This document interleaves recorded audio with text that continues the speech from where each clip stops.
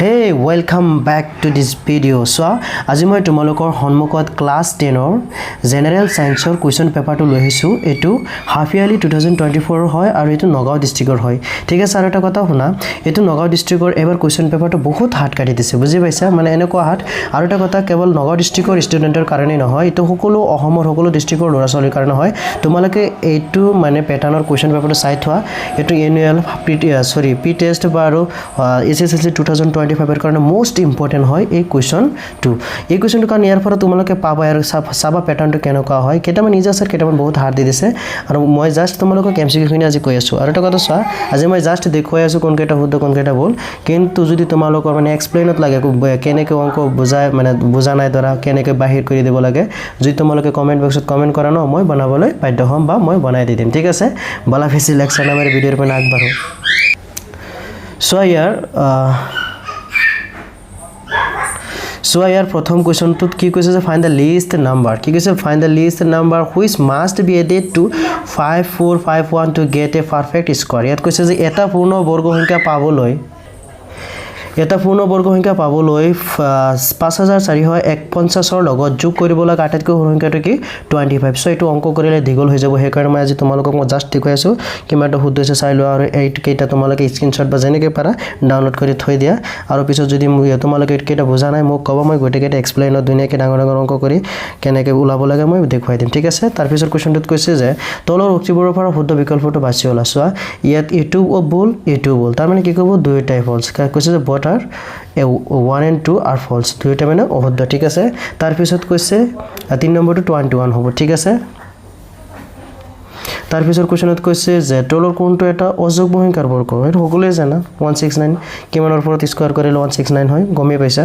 5 নম্বৰত কৈছে যে এমৰ মান নিৰ্ণয় কৰা, য'ত এইটো শুদ্ধ উত্তৰ হ'ব 2/7 মানে 7/2। ঠিক আছে, তাৰপিছত কোৱেশ্যনত কৈছে তলৰ কোনটো এটা পৰিমেয় সংখ্যা নহয়, এইটো মই প্ৰথম ভাবিছিলোঁ এইটো, কিন্তু নহয়, এইটো লং এনসাৰ হয়। ঠিক আছে, 7 নম্বৰত কৈছে যে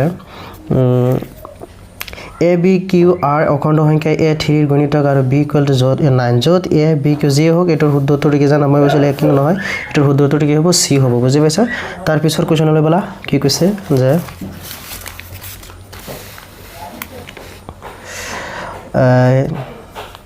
8 নম্বৰত কৈছে যে দিয়া আছে যে 306 আৰু 657 ৰ লসাগু সামথিং মানে এতিয়া 102 306 আৰু একেটা লসাগু ওলাব লাগে, তাই লসাগু ওলালে গম পাবা এইটো শুদ্ধ উত্তৰ চি হ'ব।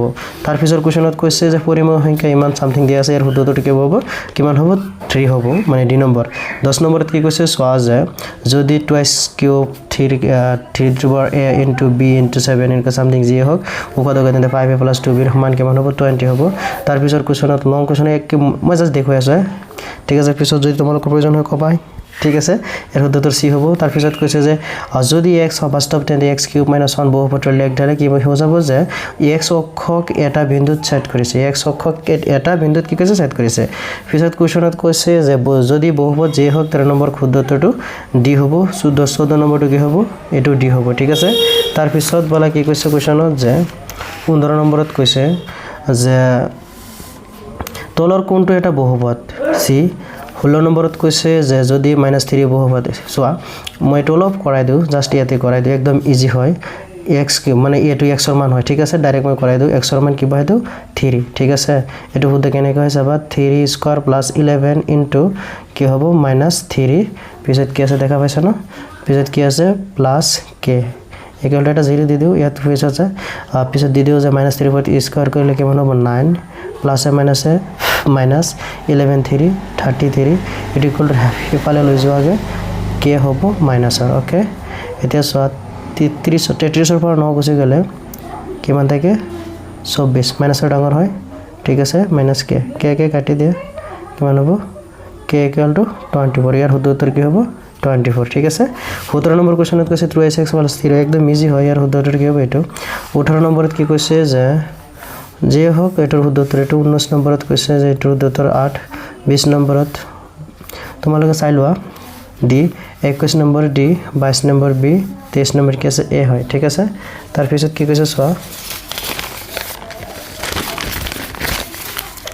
24 নম্বৰত কৈছে যে 24ৰ এ, 25ৰ চি, 26 কি হয় ডি 27 বি 27 কি আছে বি এটা কথা শুনা মই ন আগতো 2023 বৰ্ষৰ 24 যোনটা এক্সাম হৈছে 23 টেষ্ট পেপাৰৰ 500 কে মই দুটা ভিডিওৰ মানে 1-2 ঘণ্টাকে দুটা ভিডিও মই বনাইছিলো ইমান কালে এমসিকিউ হেকেটাৰ পৰা তোমালোকে চাব পাৰা মোৰ প্লেলিষ্টত গৈ চাবা মানে অংকৰ আছে সকলো সাবজেক্টৰে আছে বুজি পাইছা এমসি 24 আৰু ইয়াত মানে 500 গোটেইকেইটা সাবজেক্টৰ হাজাৰ এমসিকিউ দি আছে বুজি পাইছা তোমালোকে এবাৰ চালি হৈ যাব হাজাৰ নহয় মই বেছি কৈ দিছো 500 ওপৰত আছে 28 নম্বৰ কি হ'ব 28 নম্বৰ হ'ব বি 29 নম্বৰ এ আৰু 30 নম্বৰ কি হ'ব চোৱা 30 নম্বৰ সি 31 এ 32 বি 33 ডি 34 সি 35 কি আছে ডি 36 এ 37 বি ঠিক আছে তাৰ পিছত কি কৈছে চোৱা 38 কিমান দি আছে এ 39 বি 40 সি 41 ডি 42 বি 44 এ হয় তাৰ পিছত লাষ্টত কি কৈছে যে